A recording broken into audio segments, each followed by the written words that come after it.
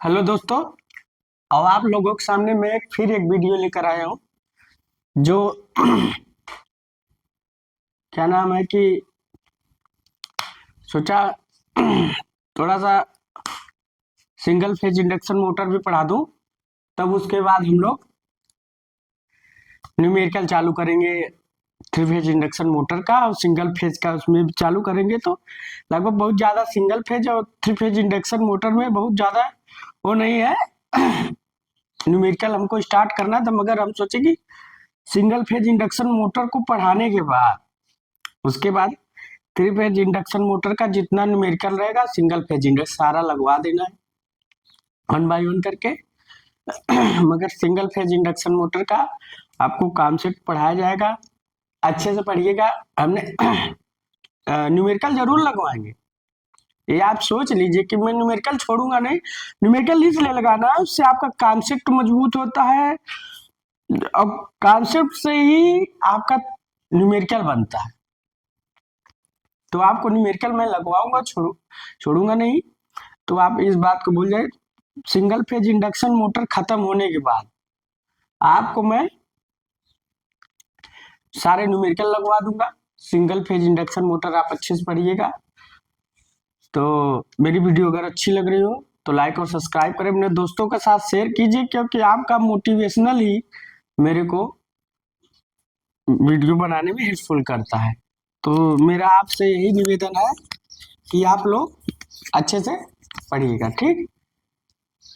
तो अब आगे चलते हैं सिंगल फेज इंडक्शन मोटर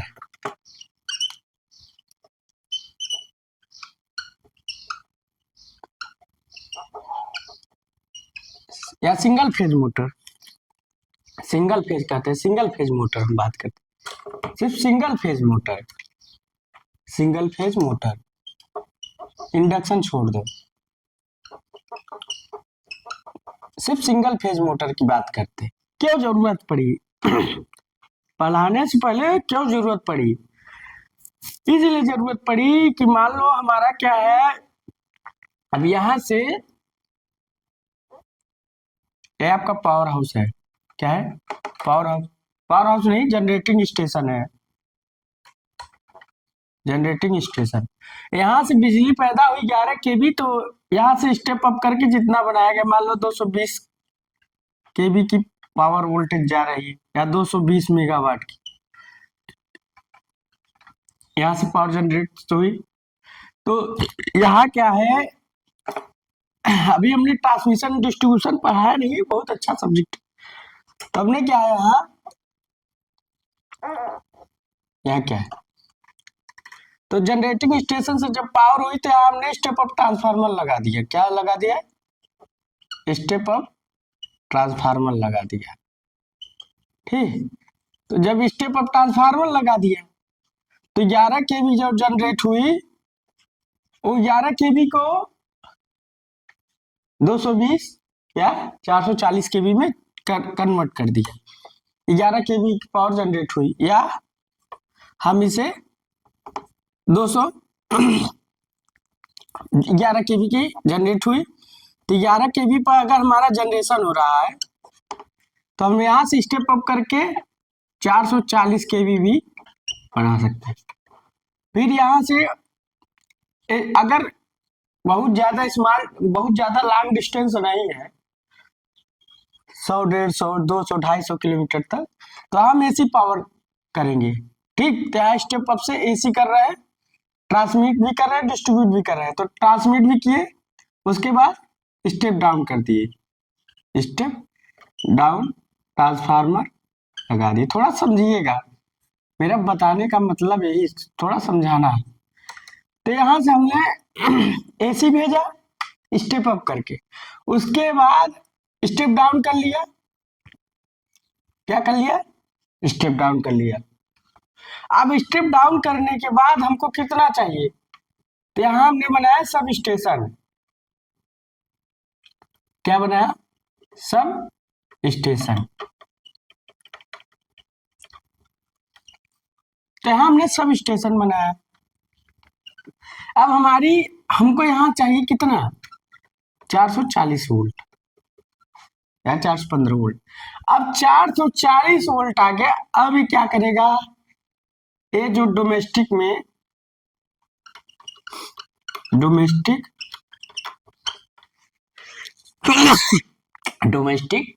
और इंडस्ट्री दो ये चीज में जा रहा है।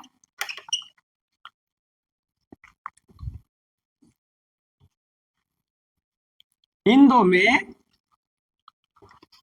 क्या हुआ, अब यहां से हमने 3 फेज ही सप्लाई दिया। कौन सी सप्लाई जाती है, 3 फेज ही सप्लाई। यहाँ भी 3 फेज सप्लाई है,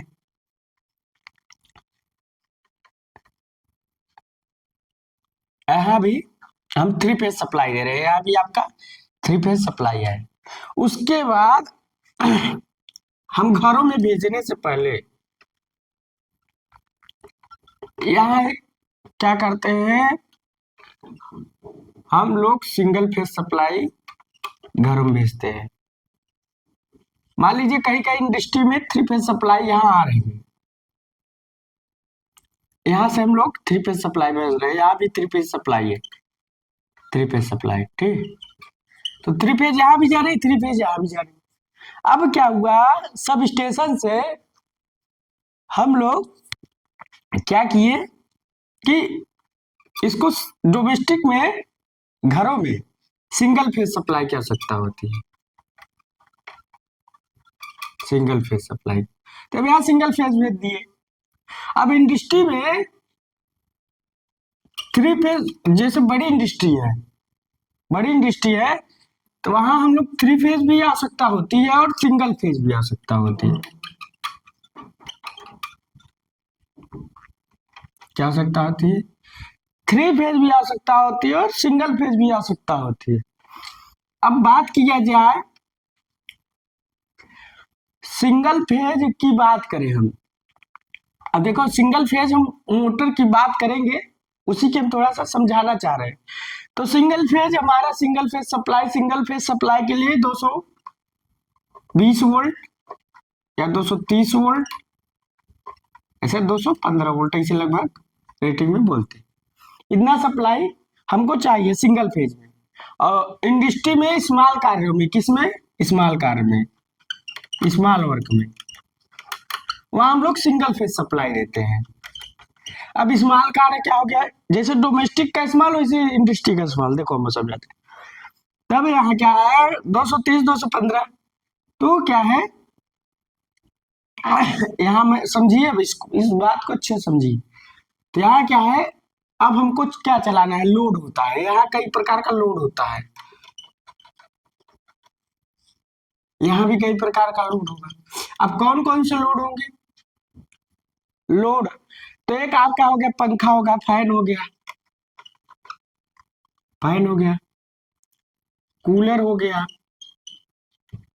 और वॉशिंग मशीन हो गया, और बल्ब हो गया, और ETC हीटर हो गया, और आपका फैन हो गया, कूलर हो गया, वॉशिंग मशीन हो गया, बल्ब हो गया, फ्रिज हो गया, रेफ्रिजरेशन जिसे बोलते हैं, रेफ्रिजरेटर हो गया,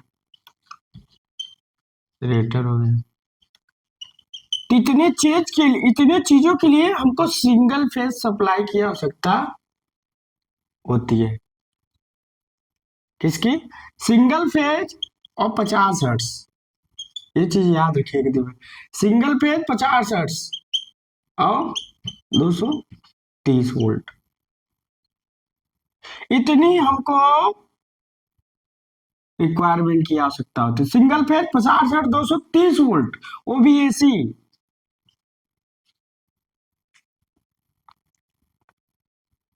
DC नहीं, AC। तो अब इनको चलाने के लिए हमको सिंगल फेज की आवश्यकता, तब हम अब पहले क्या था, तब उसके बाद सिंगल फेज, पहले 3 फेज इंडक्शन मोटरों से हम लोग बड़ी कार्यों में उपयोग करते थे। जैसे आज थर्मल पावर प्लांट में और 3 फेज इंडक्शन मोटर आपको दिखेगी, सिंगल फेज इंडक्शन मोटर नहीं दिखेगी। तो 3 फेज इंडक्शन मोटर दिखेगी। सिंगल फेज इंडक्शन मोटर हमारी घरों में दिखेगी फैन में। तो आप फैन में कैपेसिटर स्टार्ट और कैपेसिटर रन मोटर लोग प्रयोग करते हैं, परमानेंट कैपेसिटर टाइप प्रयोग करते हैं। इसमें भी सिंगल फेज मोटर, इसमें भी सिंगल फेज मोटर, इसमें भी सिंगल फेज मोटर। तो हमारे घरों में पहले क्या था कि भाई घर में भी हमको भाई ऐसा कौन सा मोटर उपयोग करें जो सिंगल फेज सप्लाई से चले। तो हम तब निर्माण हुआ सिंगल फेज इंडक्शन मोटर का। इसकी वजह से हमारे घरों में ये जो फैन है, बल्ब है, और क्या है कि ये आपका वॉशिंग मशीन है, हीटर है, रेफ्रिजरेटर है, चलने में आसानी होगी। ठीक, तो इनको कौन कितना चाहिए? सिंगल फेज 50 और 230 वोल्ट ऐसी ये क्वेश्चन आपका बन सकता है। सिंगल फेज 230 वोल्ट, 50 हर्ट्ज और एसी सप्लाई। तो पूछ सकता है कि घरों में आप में कौन सा, तो सारा सीक्वेंस दे देगा। कहीं डीसी दे देगा, कहीं 440 वोल्ट दे देगा। तो बात किया जाए तो यहाँ हमको चलाने के लिए सिंगल फेज मोटर की आवश्यकता होती है। इंडस्ट्री में भी चलाने के लिए हमको स्मॉल कार्यों में, जैसे फैन हो गया, कूलर हो गया, वॉशिंग मशीन हो गया, मतलब जो स्मॉल कार हो गया, फैन हो गया चलाने के लिए, तो वह सिंगल फेज की सप्लाई की आवश्यकता होती है। तो सिंगल फेज की हमें आवश्यकता क्यों पड़ी कि घरों में, इंडस्ट्री के स्मॉल कार्यों में, वहां हम 3 फेज इंडक्शन मोटर का तो यूज कर नहीं सकते। वहां हम लोग सिंगल फेज इंडक्शन मोटर का, सिंगल फेज मोटर का प्रयोग करते हैं। अभी इंडक्शन की बात नहीं कर रहे, सिर्फ सिंगल फेज मोटर की बात।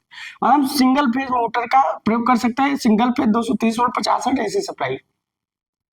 वहां 3 फेज इंडक्शन मोटर का, यहाँ अब भाई 3 फेज इंडक्शन मोटर का यूज नहीं करते, तब यहाँ भाई सिंगल फेज मोटर, तब यहाँ सिंगल फेज मोटर ने स्थान ले लिया 3 फेज इंडक्शन मोटर का। अब आप हट जाइए, आपका काम नहीं है। जो यहाँ जो डोमेस्टिक में जितने भी लोड पॉइंट बने हैं, लोड इक्विपमेंट होते हैं, वो सब सिंगल फेज पर चल रहे हैं, 3 फेज में नहीं चल रहा है आपके डोमेस्टिक कार्य। तो डोमेस्टिक कार्यों में और इंडस्ट्री के स्मॉल कार्यों में सिंगल फेज मोटर का प्रयोग किया जाता है। तो समझ गए होंगे तो सिंगल फेज मोटर का प्रयोग क्यों किया गया। ठीक, ये हमारा बताने का तरीका था कि सिंगल फेज मोटर का प्रयोग क्यों किया गया, क्यों किया जा रहा, 3 फेज क्यों नहीं प्रयोग किया गया। ठीक, तो इसीलिए इसमें क्या होता है सिंगल फेज मोटर में। अब देखिए हम बताते हैं इसी में थोड़ा 3 फेज और सिंगल फेज की हम बात कर लेते हैं। इसको उतार लीजिएगा। अब देखिए इसको उतार लीजिए। अब 3 फेज में क्या है, 3 फेज सप्लाई देते हैं, 3 फेज सप्लाई देते हैं, 415 वोल्ट भी देते हैं और 50 हर्ट्ज तो देते ही है, एसी देते हैं।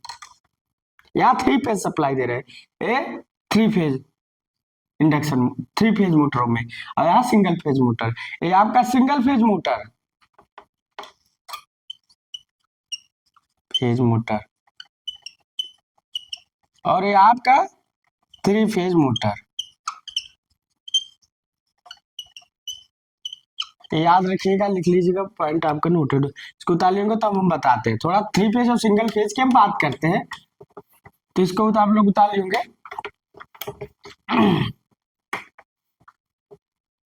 अब यहाँ देखो थोड़ा सिंगल फेज और 3 फेज में थोड़ा सा हम डिफरेंस जाते हैं, तब हम बताते हैं। तो इसको आप लोग उतार लिए होंगे। सिंगल फेज में, सिंगल फेज मोटरों में कौन सी सप्लाई यूज होती है? Single phase 230 volt 50 hertz AC supply, 3 phase 415 volt 50 hertz supply.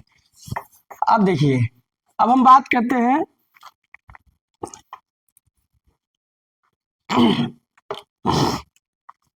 440 भी होता है, 415 भी होता है। अब बात करते हैं सिंगल फेज और 3 फेज की। ये आपका सिंगल फेज हो गया, ये आपका 3 फेज हो गया। देखिए तो थोड़ा सिंगल फेज और 3 फेज की हम बात करते हैं। देखिए सिंगल फेज का जो रोटर होता है स्क्वायरल केज टाइप होता है। रोटर क्या होता है आपका, इसमें स्क्वायरल केज टाइप होता है। रोटर स्क्वायरल केज टाइप, मगर इसका स्क्वायरल केज भी होता है और फेज बाउंड भी होता है। रोटर स्क्वायरल केज और फेज बाउंड, फेज बाउंड, या इसी को बोलते हैं स्लिप रिंग। क्या बोलते हैं? स्लिप रिंग टाइप, पहला कंडीशन। दूसरा कंडीशन क्या है? सिंगल फेज इंडक्शन स्टेटर में एक वाइंडिंग होती है, इसी को हम लोग बोलते हैं मेन या ऑक्सिलरी वाइंडिंग, इसी को सिंगल फेज वाइंडिंग बोलते हैं।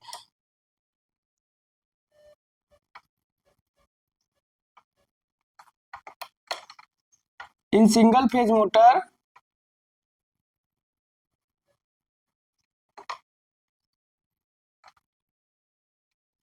इन स्टेटर, या हिंदी में लिख दो कोई बात नहीं, स्टेटर में एक वाइंडिंग होती है, सिंगल फेज वाइंडिंग है। लिखो सिंगल फेज ऐसे लिखो, या सिंगल फेज, या मेन और auxiliary winding, main and auxiliary winding, main and auxiliary winding, इसी को सिंगल फेज वाइंडिंग बोलते हैं। एक वाइंडिंग होती है, या लिखो एक वाइंडिंग, इसे लिखो एक वाइंडिंग, थोड़ा सा से समझ में आ जाए। वन वाइंडिंग, या आर करके लिखो, मेन एंड ऑक्सिलरी वाइंडिंग होती है। मेन एंड स्टेटर में वन वाइंडिंग, एक वाइंडिंग, या मेन ऑक्सिलरी वाइंडिंग, इसे बोलते हैं सिंगल फेज वाइंडिंग।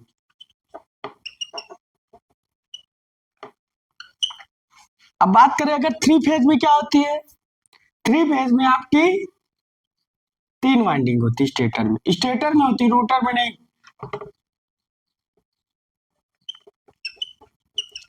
स्टेटर में थ्री फेज वाइंडिंग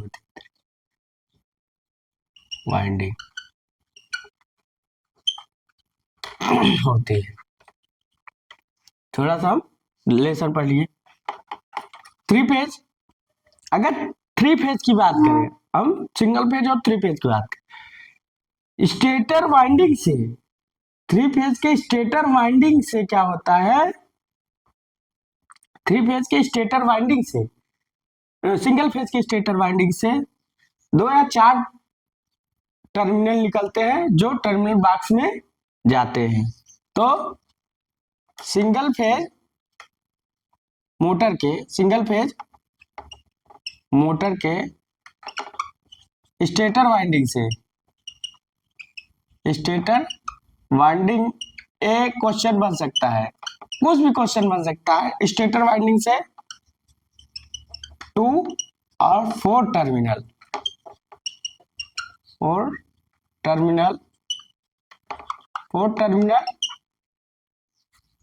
निकलते हैं जो टर्मिनल बॉक्स में जाते हैं।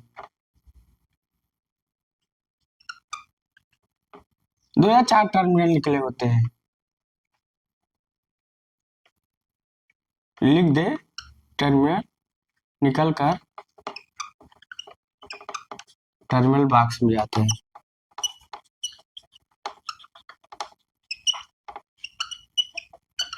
अब एक क्वेश्चन पूछ सकता है कि सिंगल फेज मोटर के टर्मिनल बॉक्स में कितने टर्मिनल होते हैं, तो दो या चार होते हैं, याद ध्यान रखिएगा। और थ्री फेज मोटर में, थ्री फेज मोटर के स्टेटर से, स्टेटर वाइंडिंग से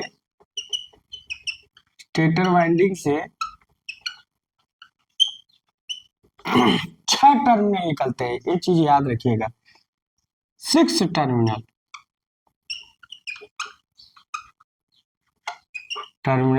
निकल कर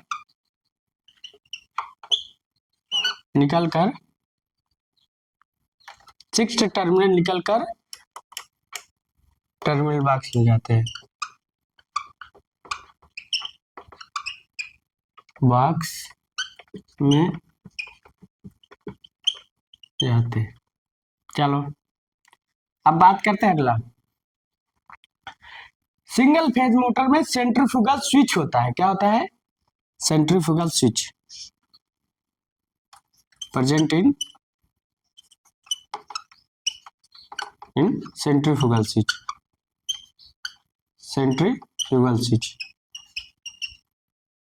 होता है। इसमें no centrifugal switch, no centrifugal switch.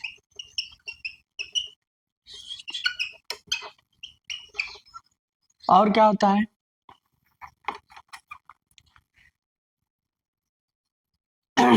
इसमें क्या होता है, बात करें, इसमें सेंट्रीफ्यूगल स्विच होता है, इसमें नहीं होता।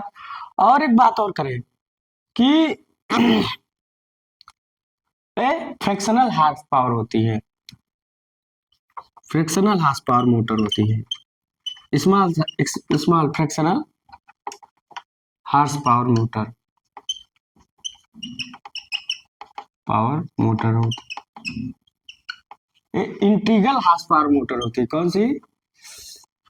इंटीग्रल हार्स पावर मोटर,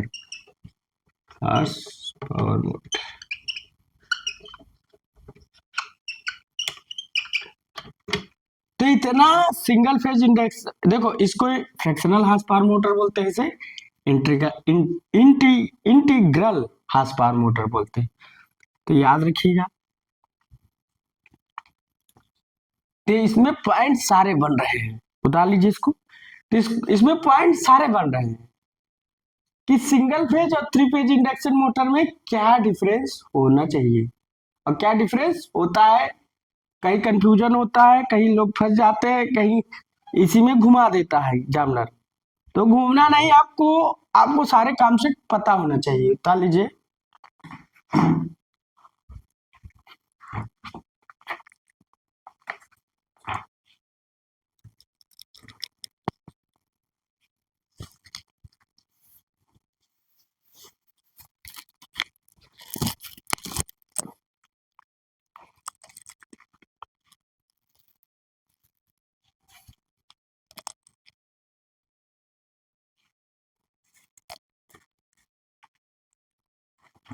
इसको जो बोलते हैं, जो मोटर के शैडो वाइंडिंग के टर्मिनल लीड, इसे बोलते हैं टर्मिनल लीड मतलब सिरा, लीड मतलब सिरा, टर्मिनल लीड।